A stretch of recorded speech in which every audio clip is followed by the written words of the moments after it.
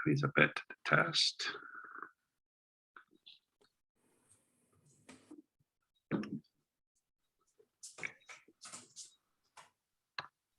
Not too much. Well, today we start our study on the IT-47. That is the optimistic theory. Alongside the pessimistic last week, you know? Pessimistic, diabolical, or demoniac. Yeah. Wow. Thank So God that we are now 47. Yeah, we are a little bit more optimistic now.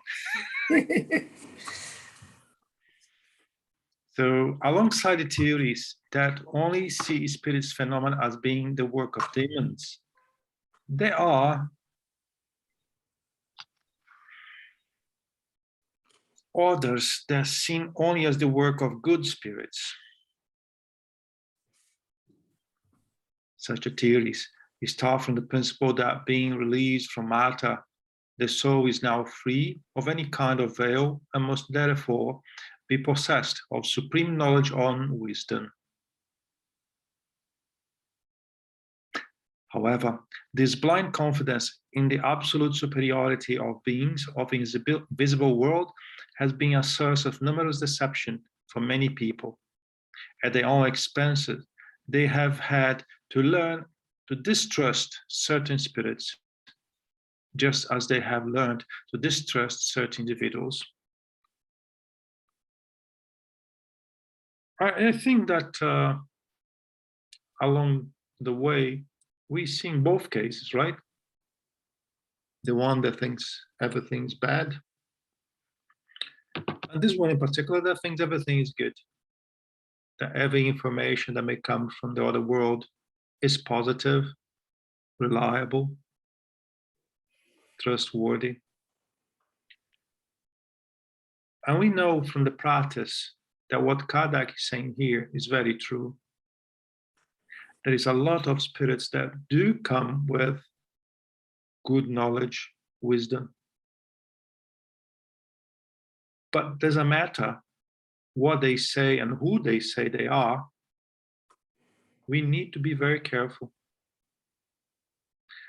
A medium, after work with a spirit after a period of time, he will start to recognize the way he speaks, the content of what he speaks, his energy. So it will come with time.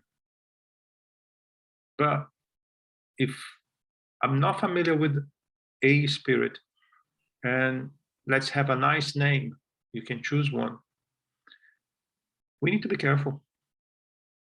Maybe the real spirit, but perhaps could be someone else using his name to do something that on the end is not too positive. It may sound positive at first glance, but if we exercise our analysis with reason, with caution, then we may find that it's not really the case. Gil, it's Christine from, sorry, it's Christine from Australia. Oh, Christine, I was missing you already. How are you doing? Pretty good. Cold, but pretty good. Yeah. Just where we've talked about spirits before, and that how you are here when you disincarnate, basically the same. So you could say that if a recently disincarnated spirit has been quite mischievous or doesn't have good thoughts and doesn't do right by people, could be the same in the spirit world.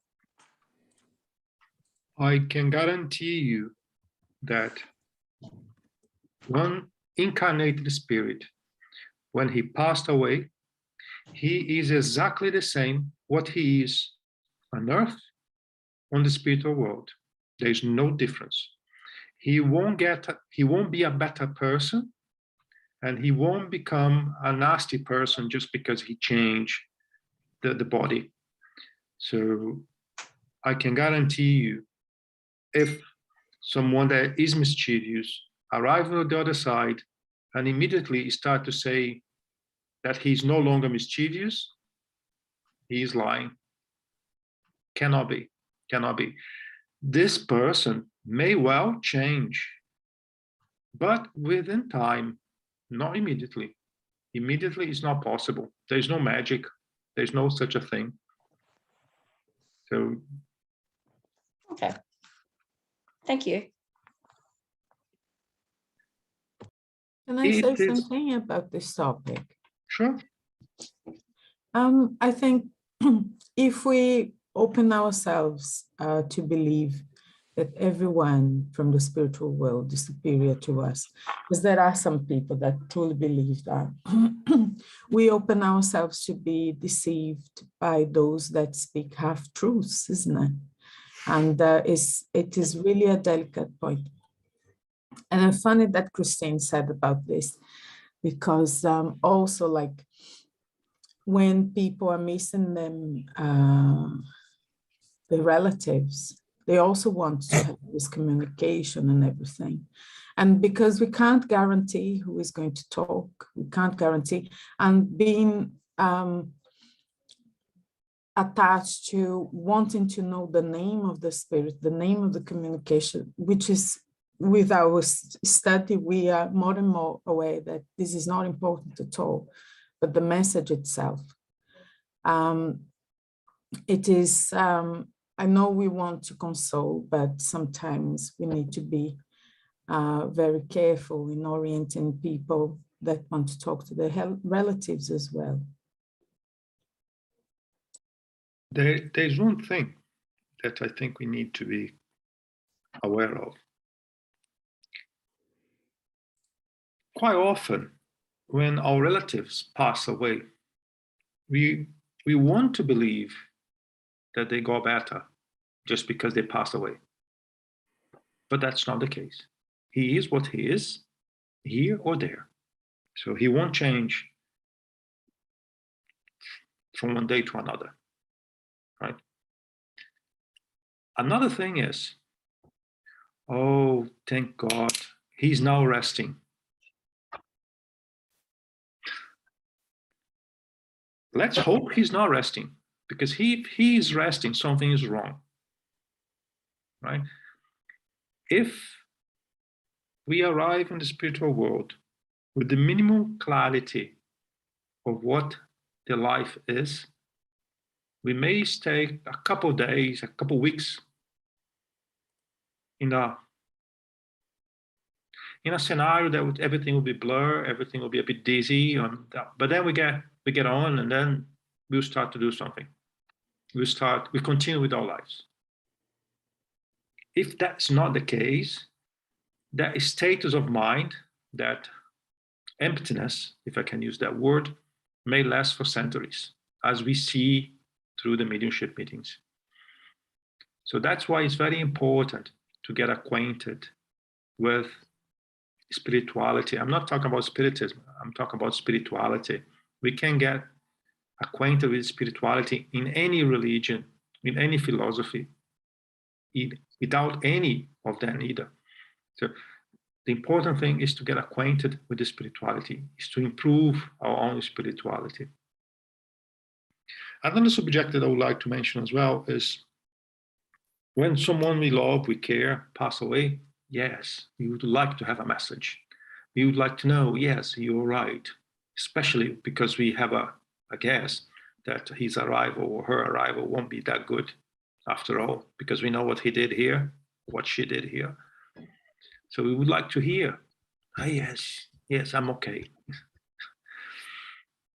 Very unlikely you will get an answer in a very short period of time. It's very rare to have a spirit that passed away and have a communication within days. I know people that were very spiritualized here, and even like that, took a couple of months before we could get any information that everything else was okay. So this is the kind of thing that sometimes we get lost, because my father died. I want to know tomorrow. if he's okay. You won't know. You won't know. I want to talk to my father tomorrow. It's not going to happen. And if he does, because we are so desperate to have that communication, chances are that won't be our father, will be someone else pretending to be, and then become like a joke, really. So we need to have that idea in our mind. If anyone wants to talk about anything here, fine, otherwise I'll move to the next one. Bear in mind that I'm not saying that it's not possible to have a communication in a short period after the person disincarnate. It is possible, but it's rare. Okay. So move on, item 48. The unispirit or monospirit theory. A variety of optimistic theory is the belief that there is one soul spirit who communicates with humans, and that the spirit is Christ, the protector of the earth. However, when communications are of the lowest triviality or revolting grossness, full of malevolence and malice, it would be impious and profane to suppose that they could have emanated from the spirit of goodness by excellence. I know that he is closer to us than we think. But I also believe that having a direct communication from him would fry my brains, for example. The intensity, the pureness of him must be so great that would fry my brain, my spiritual and physical brain. So I'm not saying cannot happen, but I'm talking about me. I definitely would not have the minimum condition to get a communication directly like that. Not from him. Where I am. Okay. If those who believe in this theory had received only impeccable communications, we could possibly accept the illusion. But most of them declare that they have received extremely evil communications, trying to explain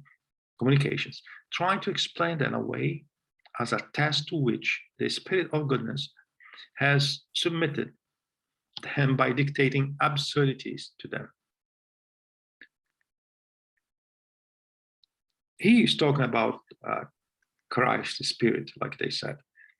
But in any communication, we have to see the product of the communication. It's by the fruit that we recognize the tree. So we need to be sure about the consequences, the actions, what is in the message. And then we'll be able to know if the message is coming from a good or not a spirit.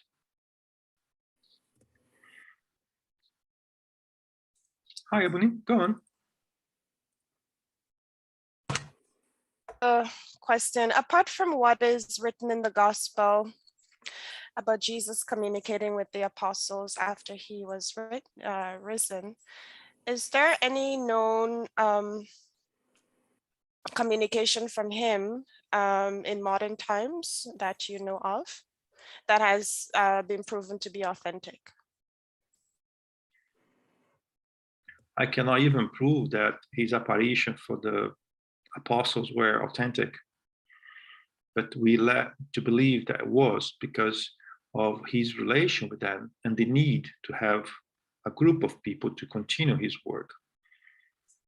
I believe there are other possibilities, perhaps not directly from him, but using his name, following his will, maybe. I think in the gospel, I think it's in the gospel, that according to the Spiritism, there is one message that people believe was from him. But I will not go down that path. Regardless if it was him or not, what is important is the content of the message. If the message was positive if the message was creating positivity to the world, pushing us to work hard, to do charity, to become better persons, that's good enough for me. If anyone nowadays coming on TV saying, I'm Jesus, I'm here to give a message of blah, blah, blah, I will not entertain that. Hi, Munir. Hi, Guilherme. Good morning, everyone. My view is that a spirit at the level of Jesus, or any spirit at the same level, they're so much alike in terms of what they understand of God's laws, universal laws, and their representatives as well. So if Jesus himself came to give a direct message or sent someone to do it, it wouldn't be different, because the content of the message would be so great. We wouldn't be able to notice any difference. But the content is pure, is what counts, actually. Many people attach it to the figure, to image of Jesus, but what is important is what Jesus represents. And he represents a highly evolved spirit who fulfills, he understands and fulfills God's laws in every single dot. So if he himself came directly, gave the message, or he sent someone, or if it's another spirit at a similar level, I mean, it won't make any difference. The content will be exactly the same, as close to God as an enlightened spirit can be. Something came to my mind, Munir. Speaking with our spiritual friends, more than once, they told me that Jesus is not too far away as we think. The problem is, how can I reach him? How can I become worthy to reach him? But he's not too far away. So, following what Munir said, he's one of, there are so many others like him around the universe. Perhaps we even had more than one of his level in Earth, but was not the time to bring what he brought to us. Who knows? What we know is that he is the one that managed our planet, and I'm very comfortable with that. And when I hear that I may reach him in my thoughts, in my prayers,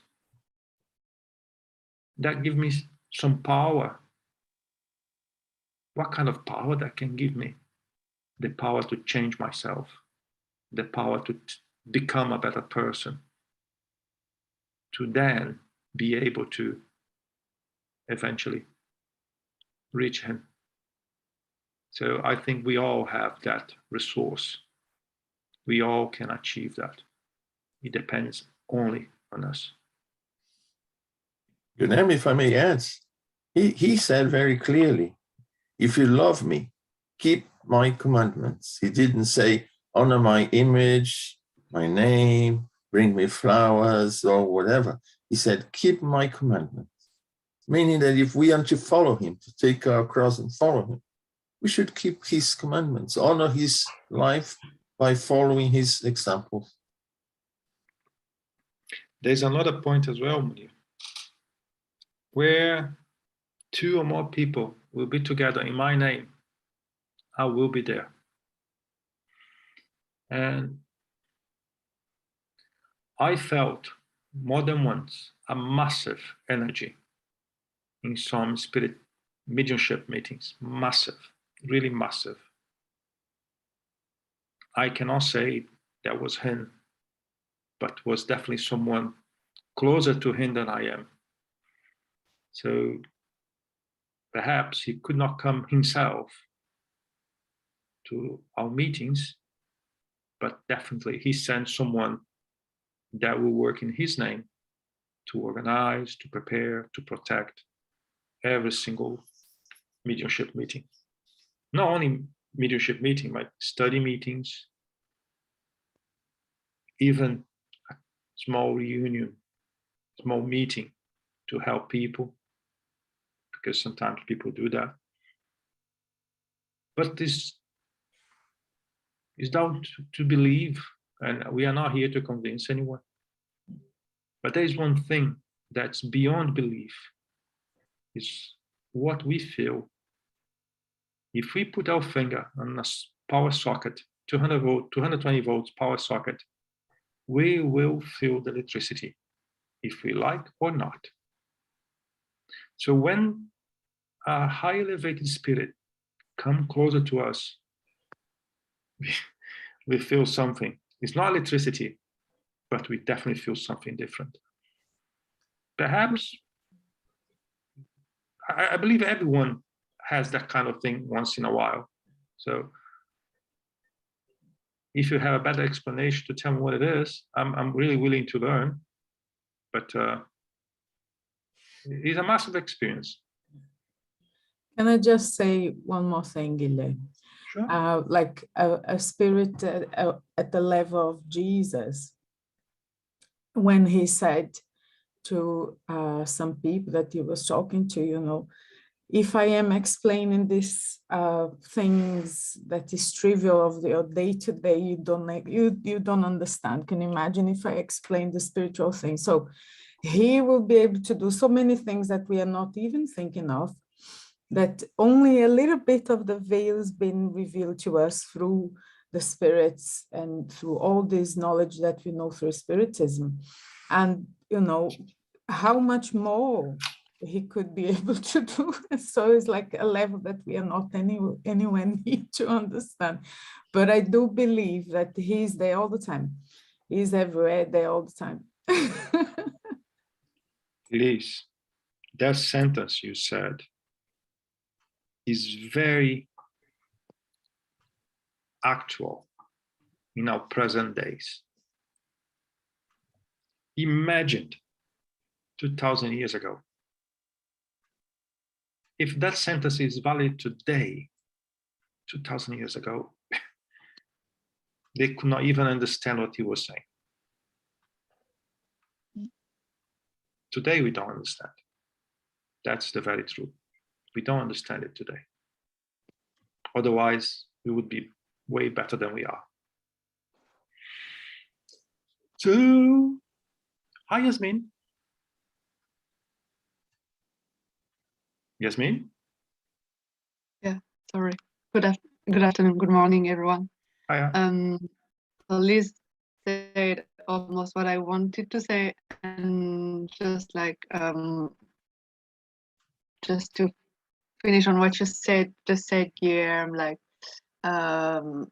like we couldn't understand. Maybe we also don't want to understand, because it's, if we try to understand, it will include that we have to let behind us a lot of our bad habits, and some people are not prepared to that and don't want to do that. But maybe it is not the discussion for today, because it goes into the gospel according to the spiritism direction. So yeah, and yeah, just like for people, if some people who are listening to us might need some more simple explanation, it's like Jesus is on, it's at the university level or more, and we are at the kindergarten level, and we are still learning how to cut paper within the shape, and applying colors. And yeah, the message he sent us was like, yeah, this is how we read in my world, and now try your best to learn how to read and how to walk and how to communicate. I think what you said has everything to do with what we are talking about here, because that's very true. We don't want to understand because we have to change. We have to change. In the same way that things in this book is very clear. Things on the Spirit's book is very clear. Things in the Gospel is very, very clear. But we don't want to do. We don't want to follow. So I don't want to understand. Because let's think about ourselves when we were on the school time. On the end of the year, we had to pass or to repeat that very same year. And we did everything to learn math, chemics, whatever. We did everything because we had to have the minimum to go to the next year. Otherwise, we had to do again. We stopped going to parties, we stopped watching TV, playing video games, we stopped everything because we had no choice. We had to pass. But in our life, we don't see like that. We don't do everything we can do to pass. So it's better not to understand. And then I am blindfolding myself because I will repeat. And we are repeating. Every reincarnation we have, we can profit moving forward, or we can stay in the same place, reincarnate, reincarnate, reincarnate again. And then we are happy with that. We don't want to repeat a year on the school because we want to move on. But in our lives, we don't bother. I can do that better in my next reincarnation. How many times I heard that? So it is a conflict. We are not prepared to lose 1 year, but we are prepared to lose a life, one existence at least. Thus, while some attribute our communications to the devil, who is able to make good statements in order to tempt to them, others believe that Jesus is the only one who manifests himself, but that he can make evil statements in order to test them. Really? The day I start to believe in that, I'm having a problem, right? Because he don't have time to waste with that, not at all. What shall decide between these two very diverse opinions? Common sense and experience. This here we should follow through our existence. Common sense and experience. Because why both together? My common sense may be different than yours. Munir common sense may be different than mine.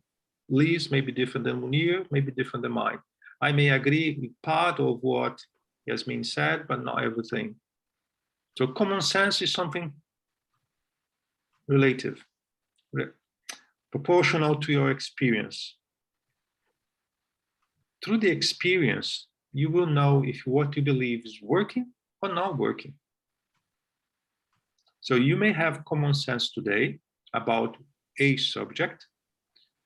You go to the exercise, then the fruit of this exercise will become experience, and then you will be able to validate what your common sense said to you, or to improve your present common sense. Because common sense will evolve, right? We have to rationalize everything. And common sense today was not the same as 200 years ago. Could not be, because we are exposed to different things today, right? I'm not talking about righteousness or not. I'm talking about common sense. And common sense is, in 10 years' time, my common sense has to evolve, has to be acquainted to different experiences. So both need to work together.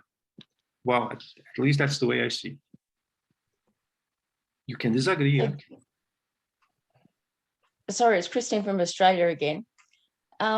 Just in relation to common sense, I'm not sure what's happening in other countries, but in Australia, we have what we call different levels of generations. And we've got the millennials. And in Australia, we say, well, the millennials are taking over from the people who are now dying off. I can't think what they're called now, but anyway, some of the generation, quite a significant number, it's like, I've just left school, I'm going to join this company, not in the at the bottom rung of the ladder. I'm going to be the CEO because that's all I'm going to accept. So the common sense really, and experience, of course, it's just like they've got this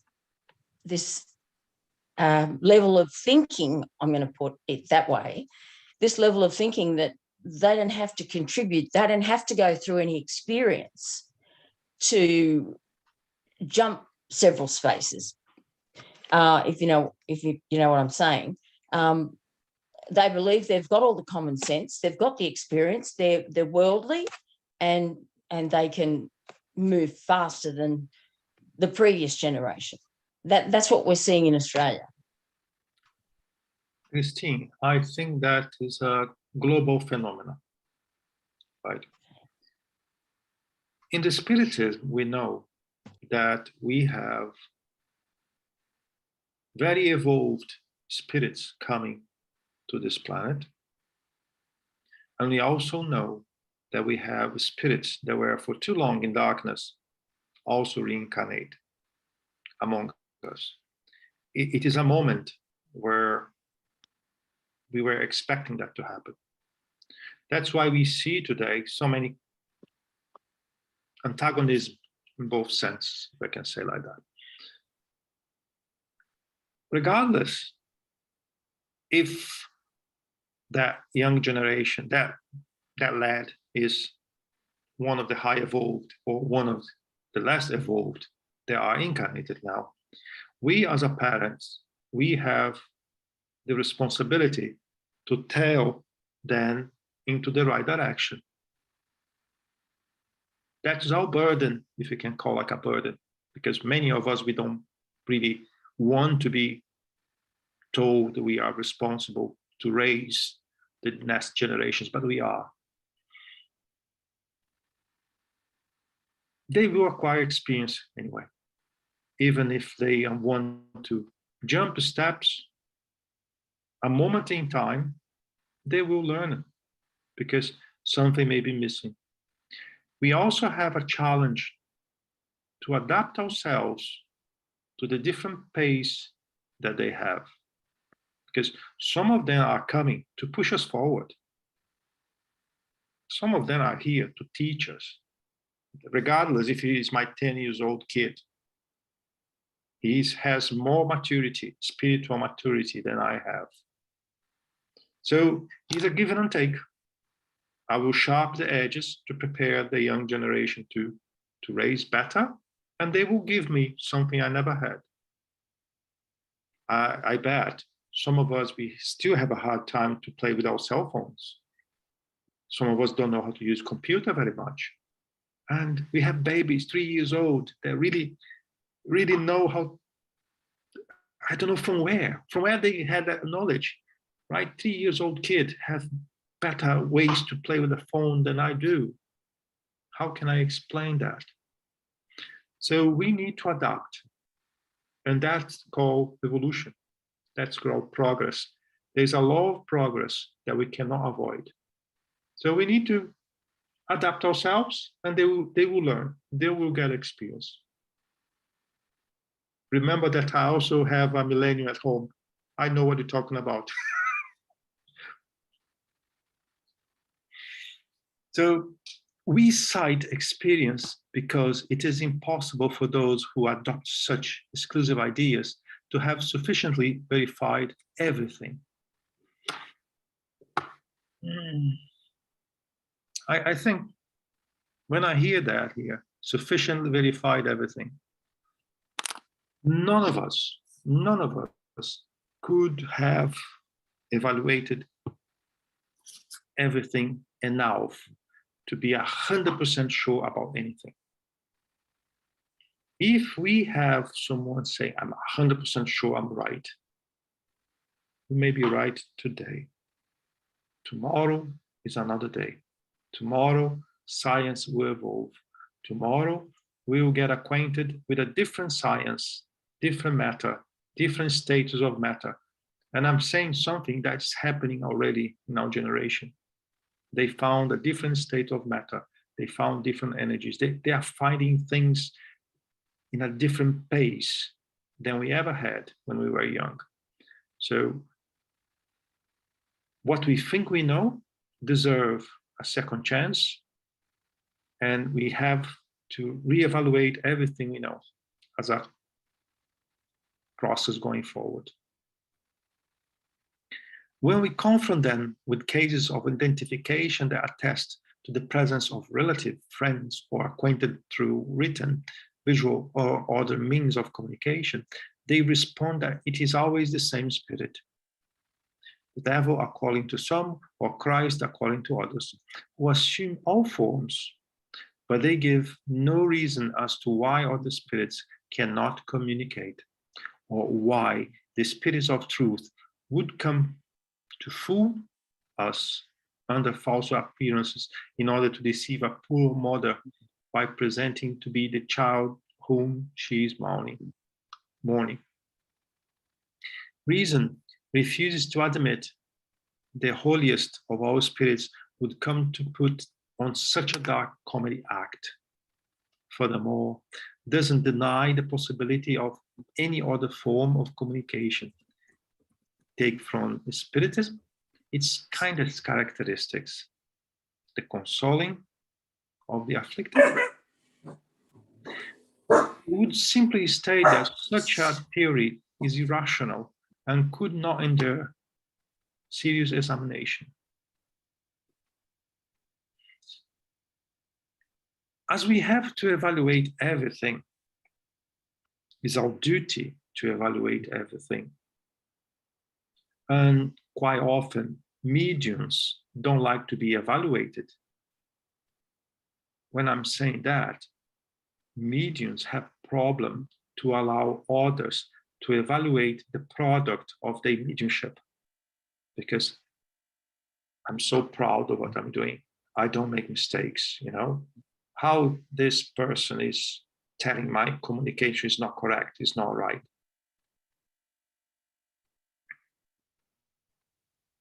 Let me share some practical experiences regarding that. We had a mediumship meeting. We had a communication.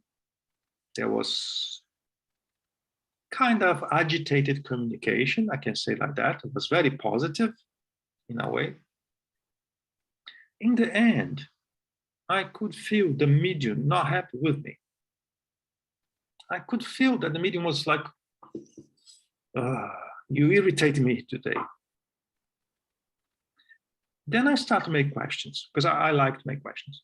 I start to make questions. How you doing? You okay? You still feeling the presence of the entity, the spirit? No. And the person said, you had no right to speak to the spirit like you did. I beg your pardon. Why not?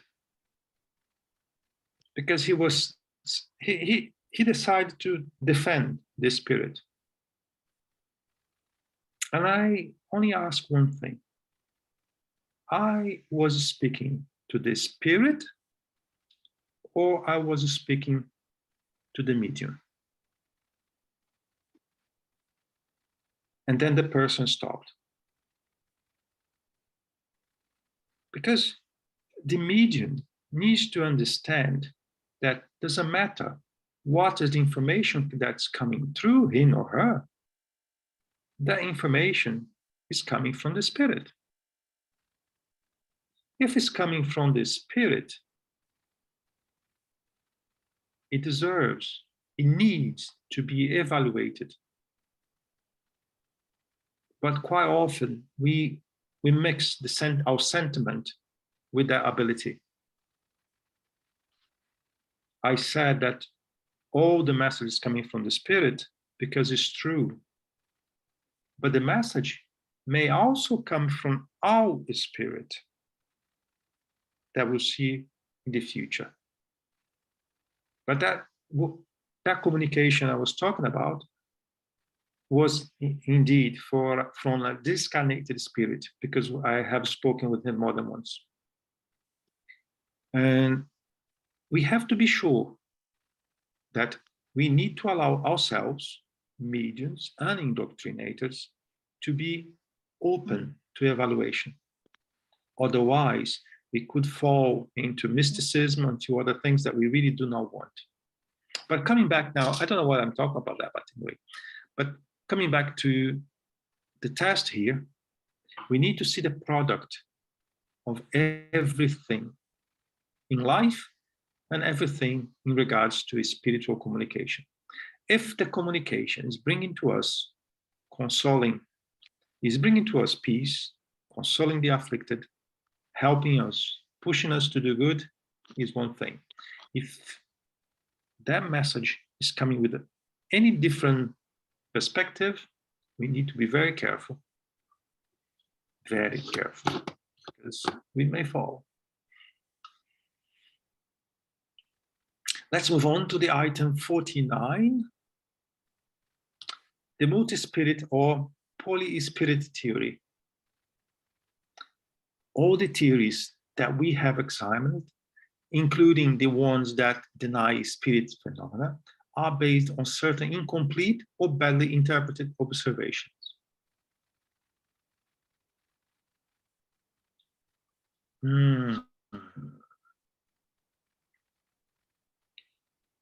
I think that we always need to keep our spirit open to consider that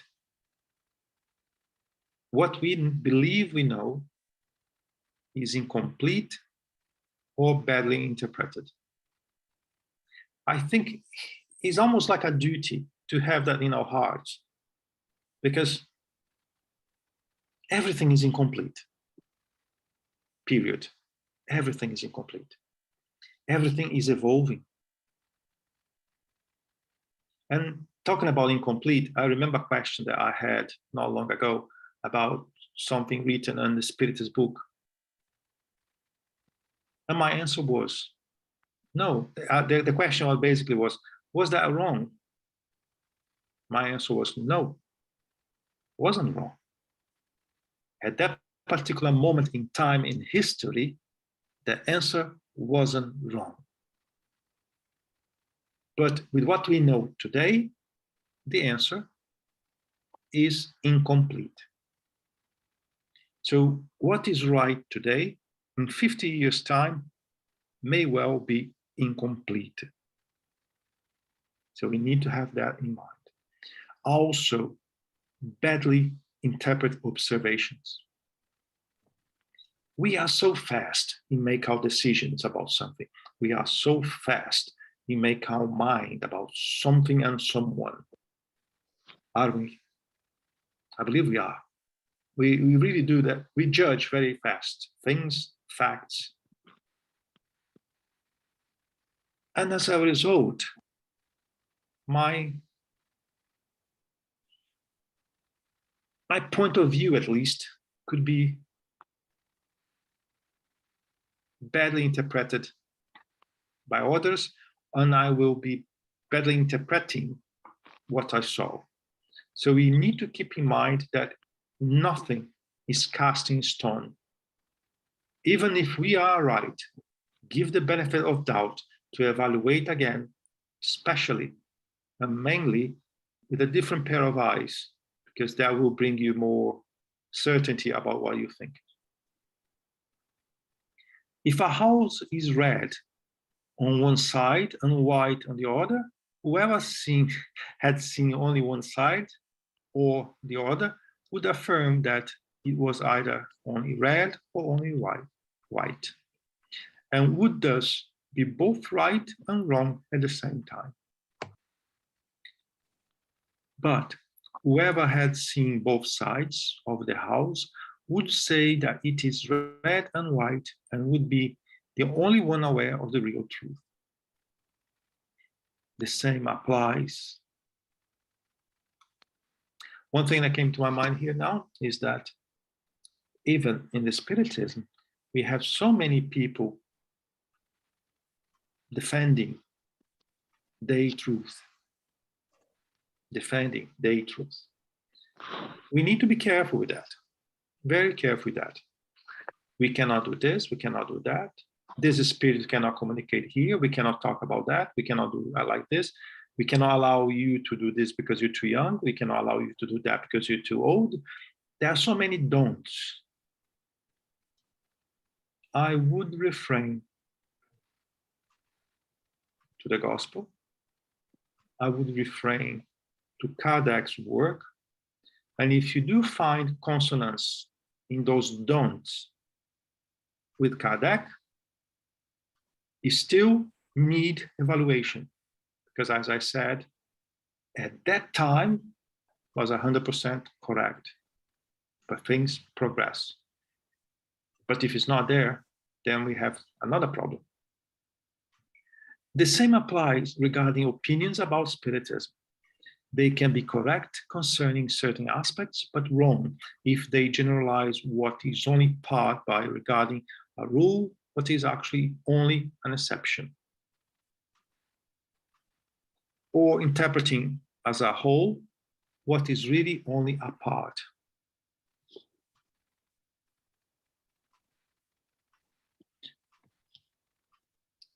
We have an expression that we used to say, in theory, my theory, except if there is an exception to the theory is wrong. In the best case, is incomplete. If there is any exception, well, it does work like that, except, so it doesn't work like that. So we simply did not bother enough yet to analyze every single aspect of that structure, that mechanism, that cannot be considered as a theory or else. That's why we have stated that those who desire to seriously study the science must observe it a great deal and for a long time, because only time will enable them to ascertain the details, notice the delicate nuances, and observe an infinite numbers of characteristics, facts that will shine like luminous rays of light. Gil, it's Christine here. I am. Oh, just on that point, and I was wondering when to bring it in, and I've sort Your mic is closed, Christine. I've had it open because I was going to try and jump in a few times, but this is, sorry, I'm the one that's computer illiterate. But this is probably a good point to highlight what's said here. I saw an example of characteristics, and when I was talking before about generations, and you said that there's more and more disincarnates reincarnating and coming here to help push us along. I saw my great niece, who was at the time 3 years old, walk up to my sister, who was sitting on the swing, and said to my great niece, "Come and sit on Nana's lap." And she turned around, she said, "You know, I used to do that to you when you were a little girl. I used to get you to come up to me. I used to stroke your hair." And she was 3 years old. And we all stood there dumbfounded because of what she was saying. And she's just, you can tell we all say she's been here before, just with what she says, even now. But yeah, just where the characteristics and the ray of light, it just struck a chord with me. Mm-hmm. And pay a little bit more attention on her, and you find a few other things. I can guarantee. She will bring more information. Hi, Denise. Denise, your mic is closed. Thank you. Just by what we're reading about, I mean, I think I remind when Munir said the other day as well, that people need to know about before they talk, if it's right or wrong. What about to know the whole before we can say if it's an exception or part of that?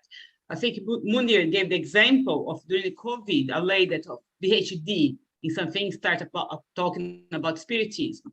So I think these apply for every single area of life, that before, if you want to have a serious opinion, you have to know what you're talking about.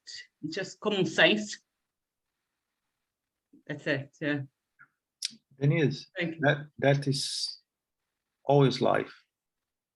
And yeah, that's very right. It is virtually impossible to know the whole about anything. But